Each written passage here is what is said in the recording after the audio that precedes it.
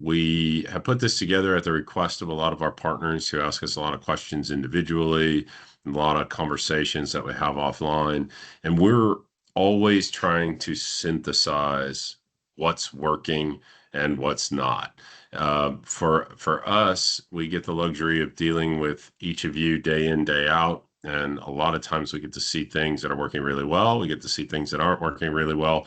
And we see partners that are really leaning in hard on some of the messaging and what's happening. So today, I'm going to take a little bit of an opportunity to talk about what we're seeing that's working, how it's working, what these conversations look like, and not just specific to our technology or our solution. We're not going to talk in great detail about the technology because ultimately, from what we're seeing, that's not what the end customers are looking for. Our partners that are winning are going with a very security focused message and a holistic message around the business relationship and a few other points. So with that, we're going to jump right in and go from there.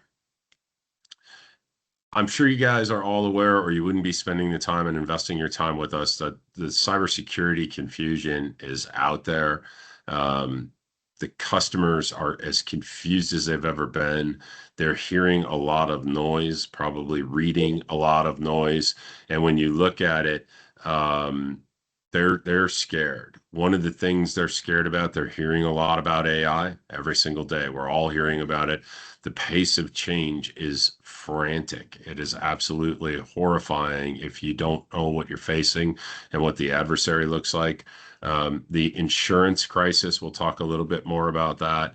There is a massive crisis in the insurance market that is driving behaviors in the marketplace that are positive for all of us. These are trends that we really want everybody to be able to capitalize on and to be able to talk to clients about without fear, without confusion, and give them the reassurance that we have a solution for them. And that is what they're looking for. They're looking for solutions to these problems. Next slide, please. Customers have changed. The behavior is really, really different over the last few years. And part of it is because the demographic of the customers is changing and some different things. And we're going to talk about that. But at the end of the day, they're facing the same things that many of you take off your for those of you who are owners or operators of MSPs and small businesses, they're facing a lot of the same challenges you face every day. Managing a technology stack is complicated. That's why they're hiring you, right? They want you to take that pain on. They're dealing with, if they have their own security tools or if they've had multiple vendors trying to perform security for them, they're looking for consolidation. They are absolutely concerned about AI-driven attacks, and they should be. I'm going to pause here and double click on that for just a minute, because for those of you that I haven't had the privilege to talk to in the last couple of weeks, or we haven't talked to, or anybody on my team hasn't talked to you about this, the CrowdStrike report that was released, I think 2 weeks ago now, that is alarming, and it jives with everything we are seeing. The trends they've identified, breakout times now sub 30 minutes. I believe 27 minutes was the average breakout. We're talking success here, folks, right? 27 minutes from entry to success. The fastest was 24 seconds. 24 seconds, it was over. If that doesn't really sober you up on what we're facing as an industry and how we have to pivot, it should. We have seen attacks like this. We've seen attacks that morph. We've seen attacks that are extremely good at evading the tool sets that are out there, and the adversaries are using AI. We had to explain to a customer yesterday, literally yesterday, that it's not a guy out there scanning his computer, that it's a guy out there scanning 10,000 machines a minute.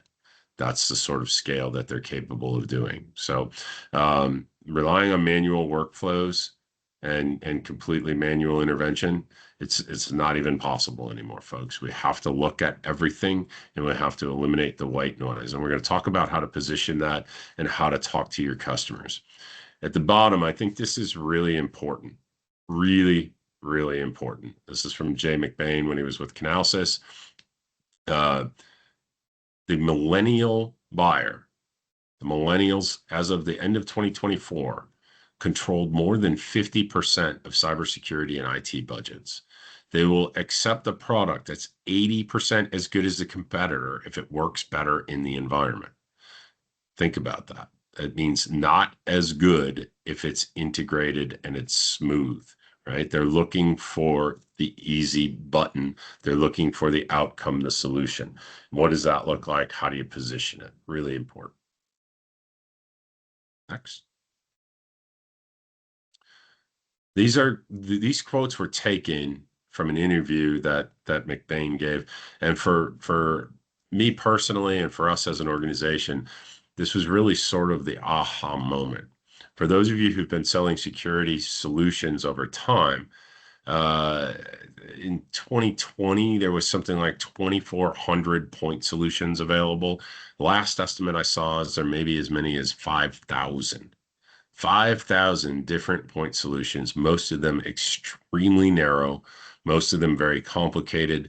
There's a lot of things that are good at a lot of tools that are good at one thing and then not good at others. There's some that are sort of jack of all trades, not great at any of them. And then there's a few really, really great solutions out there that bring together some of that best of breed and emerging technology in a stack. There are really no silver bullets here, but there are a bunch of things that we have to look at. So you have to look at this second quote talking about integration. We believe very strongly that we need to meet you, our partner, exactly where you're at on your journey, and then help you meet your customers where they're at on their journey. And we have put together a solution that is all about doing that and taking into account all three links in the value chain. There's tools that we've tested, vetted, and integrated fully into our stack that we think are absolutely critical and really, really good. There's tools that you've probably done the same with. And if you like them, we want to be able to enable you to work with them. And then there's tools that the customer has already invested in. Maybe you've positioned or sold them. Maybe somebody else has. But to go tell them to get rid of an investment that might be a seven-figure investment. Hell, for a small business, it might be a $20,000 investment. And that's a lot to tell them that they need to dump. So at the end of the day, we've given you a packaging here that is going to allow you to say yes. It's going to allow you to say yes, but yes, we can integrate with that. Yes, we can connect to it. The but is should we? Is it noise or is it value? Right? At the end of the day, if the telemetry gives us better context and adds value, great. If it's adding noise to the system, then we probably shouldn't, unless there's some compelling reason. And sometimes, frankly, that compelling reason is that it's critical to the process of the sale because the person you're selling to is the one that's on the hook for it and doesn't want to tell their boss, right? These are things we understand. These are things that you need to get to the bottom of. And I love the quote at the top because I started my career in technology in the Lucent organization, and we used to say the same thing about Lucent AT&T. 33% of the people we talked to would buy from us because we walked in the door and we were part of the AT&T family at that time, Lucent, and it was the most widely held stock in the world. People thought that was the sure thing. That's not the case anymore. That buying persona has changed dramatically. Next slide. I want to hit on one thing on that slide actually too, and it is very intentional at the top. You plus us is the success story here, folks. And when we talk about connectivity and we talk about some of the business relational topics, what we always want you to be keeping in mind, you as our partner, as a partner first organization, our focus is on how does the business relationship work and what can you bring to this stack. And now with the OmniViz stack, what can you add and make this your own to make this a success story? Because our partners that have some sort of unique edge, some sort of unique niche, some sort of thing that they're bringing to the table, to the partnership, that they can connect as closely as possible to what we're doing together. The tighter we wind that relationship, the tighter we wind that story, the more valuable that is to your customers. And those partners are winning day in, day out. So at a glance, I'm not going to read these to you. If you're here, you're likely familiar with our story. I'll give you a high level. VigilAigent is all about the combination of humans and AI, agentic AI specifically, and where they meet. Agentic AI gives us the opportunity to look at every single alert coming out of our SOC. Everything that you're throwing at us, we're able to look at and analyze now, typically in under 2 minutes. We're able to get conclusion on the things that need action or being discarded in under 4 minutes. That's down from 33 minutes since we put the Oracle in place. So there's no replacement for the humans. We will move to autonomous actions in Q2 for what we call low risk, high reward type of activities. Block this, block that, isolate this machine, those sorts of things. Not, hey, let's just go take down the network automatically without a human ever looking at it. That's not going to be our modus operandi here. And we hope that's not what your customers' expectations are, because that usually leads to some pretty angry folks before that's all said and done. The tool set that you have available to you fits clients from very, very small to very, very large. We have clients in the tens of thousands of users, and we have clients that are 1 and 2 users. I talked to you about meeting you as our partner where you're at and meeting your customer where they're at on their journey. We've got customers that started at a relatively small number, relatively modest. One of our customers has grown over 1,000 users in the last 18 months or so. They went from 500 to 1,500, 1,600 probably at this point, and growing rapidly. So there's lots of opportunity at the high end of the market, and we're happy to serve your clients at the low end. I think most of you have probably heard us say it. Small customers are not exactly profitable to us, but small customers need these services just as much as large customers. A couple of the key pieces and why we are different. We've got a technical advantage in the platform. Absolutely, positively certain of that. If you haven't had a technical deep dive with us, please do that, whether it's one-on-one, small group, whatever you want to do. We want to showcase exactly how the technology works. It's really important. But at the end of the day, that's the least of the three. The service going beyond the alert is a really key differentiator. That is something we do, and we don't do it because of your end users. We do it because of you. We do it for your end users when there's a problem.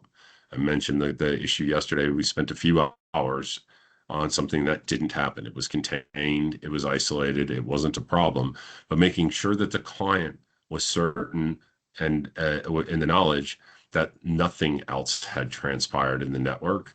And they learned, they actually understand how this thing exploited their device that they didn't fully understand before. And they now put a control in place to move forward so this doesn't happen again.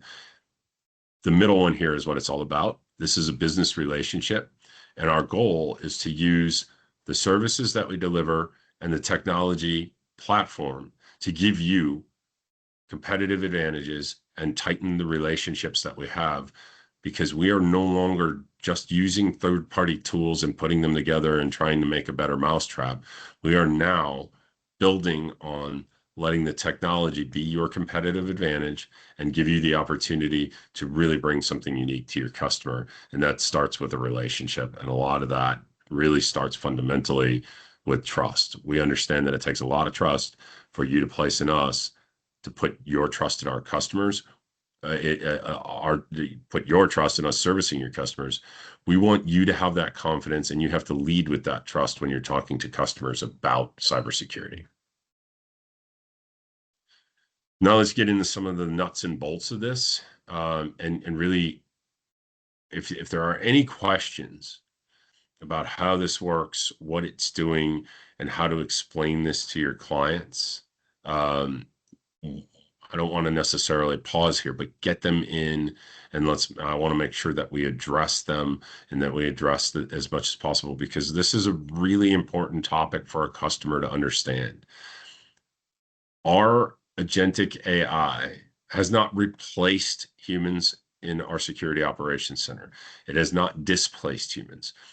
We are using agentic AI that can look at all of the things an analyst would look at, bring additional context from inside the platform, outside the platform, all sorts of different sources to get to certainty quickly.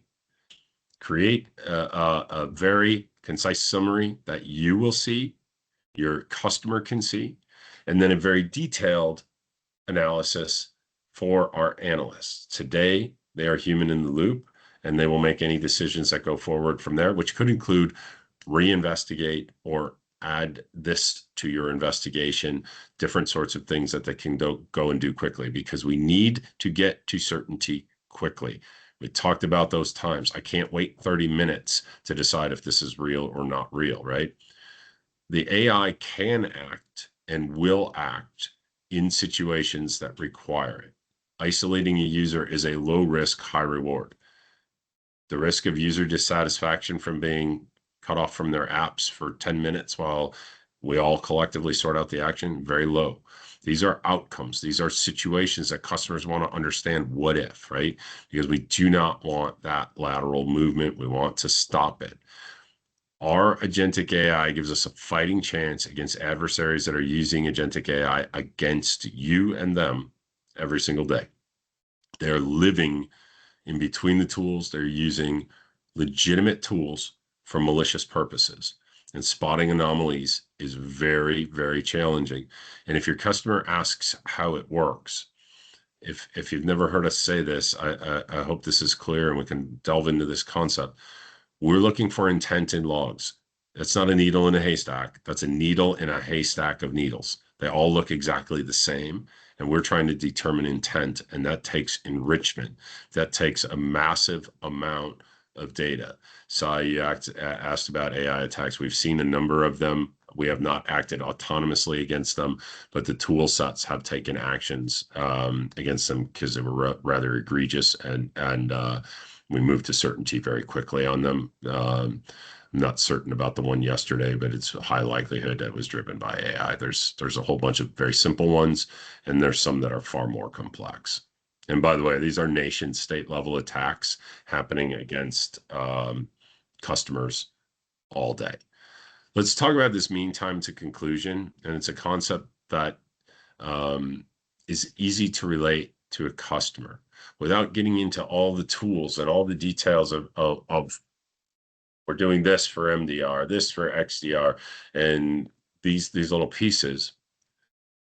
We're leveraging technologies that get us to a certainty on action or inaction in a lot of cases. In the vast majority of cases, that something is benign. We're getting to that conclusion quickly because you have to.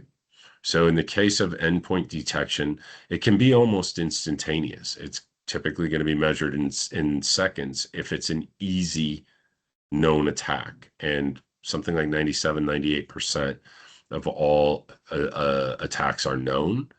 It's the 2% that are really challenging. And it's the ones where you have legitimate user takeovers that have happened because somebody's coughed up their credentials. Again, hard to detect, even harder to detect once that account's been taken over and doing normal type of traffic on your network. It's really hard to tell if that's normalized traffic or not. And it will move right around most of the tools when they're not properly layered and when they're not looking at all of the different context that's available on a network, in a cloud, et cetera. So there's a lot of things that we have to bring in. At the end of the day, that's why we're looking at what does this solution set deliver for a customer and why collectively you plus us. The Oracle AI gives us a really, really good fighting chance to detect quickly, determine that it's real, and stop the action before it gets started or minimize that blast radius. That's the goal of using agentic AI in security operations. And that outcome to your client is a higher likelihood of success in an attack and a smaller issue. Much better that we have one server affected or one device affected instead of the entire network. Okay, next slide. We talked a lot about this. This is what they're getting, folks. Now, beyond the detection and response, With the move to OmniViz, for those of you who have had technical deep dives and been through the tech roadmap and seen it, again, if you've not, strongly encourage you. I'd love to personally deliver that for any of our partners that want to see it. It's the next evolution of cybersecurity. It just has to pivot to prevention.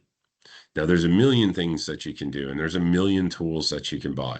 When we talk about our asset package and what that delivers, that is the core of what most clients need to give themselves security. It's affordable, it's efficient, it delivers outcomes. It brings in a tremendous amount of telemetry and data. And what we want you to be able to do is learn to sit down with us, sit down by yourself, however you want to do it, and to be able to take the intelligence that we've gathered in the data, in the dashboards, and work with your clients on moving them along the path. For those of you who haven't seen it, I'd love to introduce you to the IVIS platform that we have now available to you. All of our partners have access to the IVIS platform for the CMMC level 1 for free. You can bring your customers into it as a value add. Now, you may say, most of my customers are not trying to accomplish CMMC certification. That's great. What CMMC does is it helps them understand controls. It provides you and them with sample policies that they can use to develop those controls, customize those policies, to demonstrate those controls, put them in place. You can help them put them in place. And it's a simple maturity model that we can all collectively work together with your clients to mature their security defenses, to really help them with their users, with their policies, with their controls, putting them in place. And it's more value add that you're bringing them and demonstrating that they're getting better and that they're getting healthier. And by the way, really important when we talk about leadership and auditors, we're talking, the auditors is probably not the best term to use here. We're talking about insurance companies, underwriters, people who are going to be looking for evidence that this company takes this risk seriously and is doing all of the right things. And for you, that's showing them, because a lot of this is beyond cybersecurity stuff, if you will. It's a great opportunity for you to show them how your solution improves their maturity and improves their security footprint. The asset package, plain and simple, again, this is security. This is not compliance. It doesn't automatically make somebody compliant if that's what your client thinks. But what we're trying to drive home with the asset package is that this is a way for your clients to be able to sleep at night, for them to know that on top of the services that you're delivering day in, day out, we've got enough telemetry, enough capabilities to know when somebody is looking at their network, when somebody has entered their network. And by the way, that network, that's cloud, that's on-prem, that's hybrid, that's the AWS environments that they have. Even small businesses have this. They're Microsoft 365 environments. Small businesses have complex footprints now, and we have the ability to connect to all of them. And we're going to talk at the very end a little bit about XDR, because what we've discovered with our partners is that XDR is a little bit misunderstood at how much coverage that gives them and how many layers in terms of defense in depth, how many layers that covers and how that aligns. So if you have a customer who's a more technically oriented customer and you need to get down in the weeds with them, we want you to be able to sit down and show them how XDR aligns. We'll talk about that a little bit at the end, but part of our series of webinars, we're going to have much more technical deep dives. Chris Farrell's going to lead a lot of those. Michael Leader and some of our SOC ops teams will be leading those to give you guys who are more technically oriented deep dives into these. For the customers, what our most successful partners are doing is telling their customers, this is my security stack going forward. This is what you must have to be my client. If you as a business owner haven't figured out when there is an issue with your client on the cyber front, either your client or their insurance company is going to be looking squarely at you and us collectively. We want to be able to tell them we're doing the right things, that we did everything that we could to protect them and those pieces. This gives them about 90% of what a business needs. Now, could they benefit from SASE? Absolutely. For those of you who don't understand SASE, if you do not understand SASE, you are not alone. We are finding that many of our customers misunderstand that solution. Please, please reach out to your account rep, reach out to me, reach out after this, whatever. Get a deep dive on how SASE protects your clients, because it gives us really tremendous confidence when something is happening as to whether it's benign or malicious. And by the way, the false positives, those sorts of things, we don't really believe that's a thing. It's an anomaly. The thing happened. The question is, was it malicious or benign, right? So SASE is great. Are you doing vulnerability scanning? We should be talking about that. Are you doing patching? We need to be talking about that. We're also working with you guys. We're doing a lot more virtual pen testing.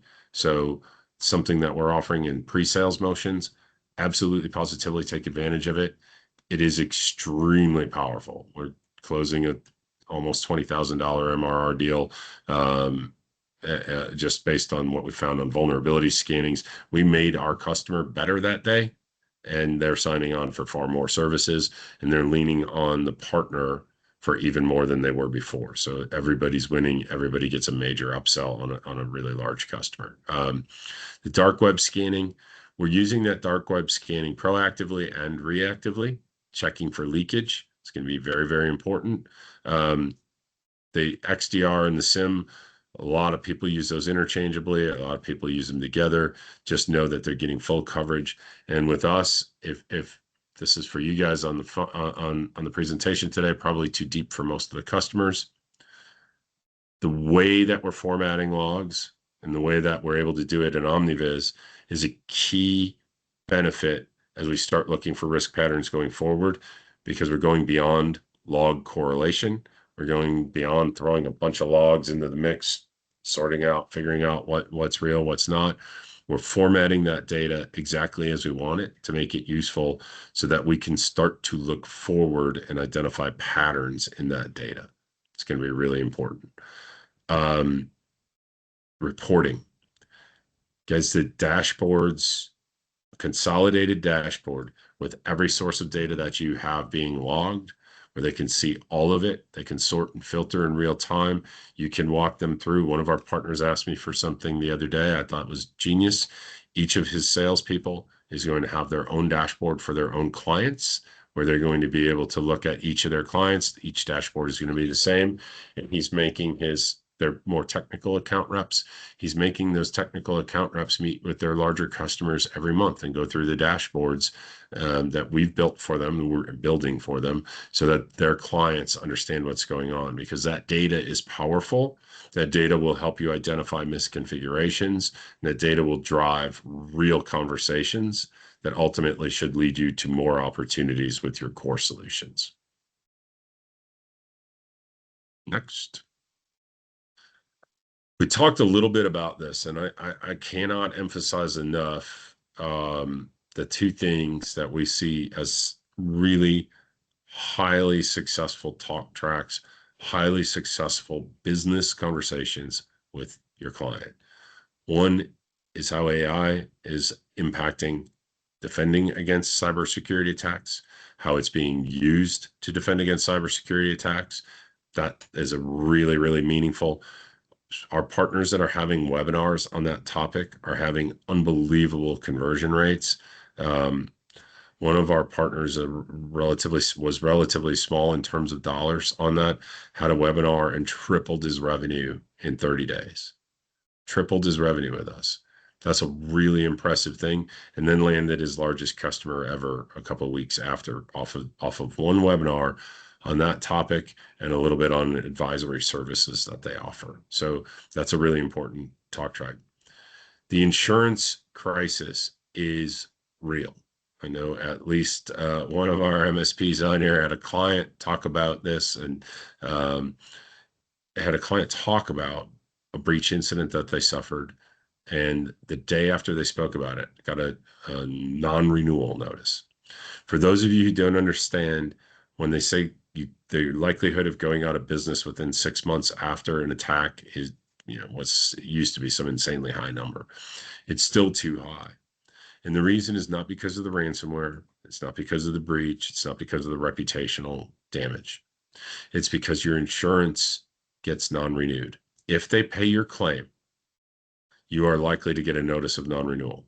If your client, or you for that matter, has named additional insureds on their cybersecurity policy, they will get a notification that the insurance is no longer in force. So think about that. Their customers that may require them to carry that insurance are getting notifications that they don't have insurance. That is horrifically bad news for most of our collective clients. So when they look at this, 85% of all claims not covered last year. Those that were covered, it is almost a certainty if you have a claim, you're getting dropped. Why is this happening? Well, I asked an insurance company expert, what are the insurance companies doing to protect their clients? He said, they're not protecting their clients, they're protecting their profits. They're protecting themselves. The way they do that is they're writing more exclusionary language into these contracts. If you've not ever sat down and looked at an insurance company questionnaire for cybersecurity liability insurance, you really should. You owe it to yourself. First, you should be aligning your entire service stack towards this. The Travelers is kind of the gold standard, but you should be aligning your stack towards it. Because if your client says they're doing something and it turns out in the breach remediation that they're not, the insurance company may initially pay the claim, but they may also be looking to subrogate, or they may decline it because of misstatements on that application. So that's something that you need to be aware of. You need to be focused on how that all works and whether your services and our offering are collectively aligned to it and where we cover them. Okay. They just don't understand it. And by the way, some of our partners have said, well, we help them figure it out. That's not exactly, you don't want to be filling it out for them and attesting to that with them. Helping them is one thing. Don't suggest you fill it out.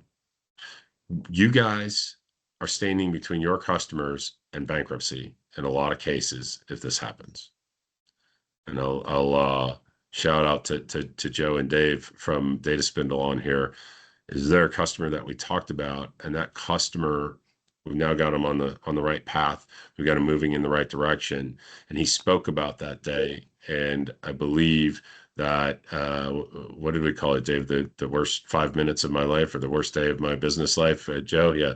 And it's brutal. He had to sell off assets to make it through that time. He sold a building to get the finances to make this happen. Don't put your clients in that situation, right? And these are the conversations that lead to success. In that event, I believe, Joe and Dave, it was a very exclusive event for a handful of customers. And I believe like 65% of them, 75% of them signed on there. So like higher, higher, Joe said. Some right there when they saw the vulnerability scans. So those were easy conversations. But this insurance crisis is absolutely positively winning. The AI conversation is real and absolutely winning. Next slide. When you're looking to differentiate the solution, we're at a place in time, folks, where there's sort of a really significant trend that's happening here. I don't know how many of you guys have other software vendors that had a product and then they've got a co-pilot, and that's kind of a little kludgy. And so you ask the co-pilot to do things that the product can't do itself and all of those things. It's because they've got a code base that agentic AI wasn't natively built, right? So it's doing tasks for you, and that's useful. That's not what we're doing here.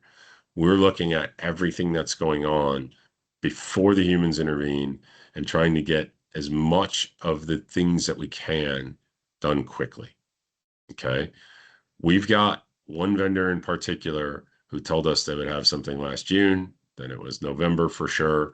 Now it's I don't know when, because AI is breaking their code base. They're trying to move to an AI-driven platform. We've already gone beyond the need for them, and we'll have them displaced in August because we won't need a third party to do what that tool does in our stack because of agentic AI, because we didn't have that code base, and because with OmniViz, it's native integration. So that's very, very important. If you've got a platform, if you're competing against somebody in a competitive situation and they say, why yours? The AI is native, the AI is built in, and we are built for connectivity. We are going to be able to connect to any data source that they present to us. If it's not one that's already available to us and built, we can build one in a matter of hours. It's a matter of where you fall into the cycle, but we can have them in production and test it and into production in a matter of days or weeks, not months on end. The data is critical that we get it, and not only that we get it, that we then format it. Being able to format it allows us to present that to them in those dashboards in real meaningful ways. Misconfigurations cause breaches. If you look at the 365, the Microsoft 365 information that we're gathering, I would venture to say there's probably more detail we're able to provide you if it's properly set up to be gathered. We're probably able to give you more information than you can see in your 365 console, and it's now all part of that security stack. We need to be looking together for those types of things. We need to be looking for traffic patterns that don't make sense and aren't necessarily malicious, but those are the ones that are going to be exploited later if we don't get on top of them. Configuration drift, misconfigurations, changes that maybe your client's making that weren't authorized, or maybe your staff made them, right? So using that data, we arm them to be proactive. Okay.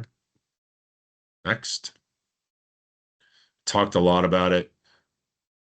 We talk about XDR. XDR was the most overhyped, underdelivered technology in our opinions, our humble opinions. We talk about our solution as NextDR because we are truly using this information in more meaningful ways. Normalization of logs, that's SIM, right? We're not normalizing logs. We're normalizing them, we're correlating them, we're formatting them, we're combing through them, proactively threat hunting, giving you access to them in a dashboard for all of your sources. Can't say it enough. I hate single pane of glass as terminology. We talk about it as a consolidated dashboard, giving you and your client access to this, being able to work and deliver to collaborate with you on cases. That functionality is coming. We have a cloud security posture management module that will be coming out shortly. Tons of data at your fingertips. The best thing we can do together is work around our partnership. If you do not understand how to use this, let's schedule sessions. Let's work together to get you understanding how to use this data to drive more sales, to make sure your customers are in better shape, and to lead with a holistic solution for them. Because if we go back to that persona, when you're able to show them all of this data in the same place, when you're able to show them, our AI shows its work, guys. We want you to be able to do that. You can showcase this technology to them and show them at the end of the day, it's a bunch of different tools, but this is cybersecurity, and this is what you need, and this is what you're going to be getting from it. And a picture is worth a million words for a lot of folks in this realm because they're scared. So that fear emotion, you need to work with them and work through that with them, because we want to get them to a place where they're feeling good about the solution and break down those walls. We don't want to build up the fear. We want to break down those walls and show them that this is in their best interest and that we've got their back. Next. Guys, in terms of the sales motions, what we are working on and believe we have accomplished is a very straightforward packaging and pricing model for you. If it is not, or you feel it is not, matching your customers' buying motion, or not clear, not concise, talk to us. Let's figure that out, because you cannot successfully sell if you don't understand the packaging and pricing. At the end of the day, this is a service. This isn't really technology. This is a service for your clients, right? There's a bunch of technology in there that makes it all go round, but it's a service. So we need to be able to present it clearly to you and to your clients. If you do not feel that is the case right now, please, please, please let your account rep know, and we will sit down with you and we will hammer that out.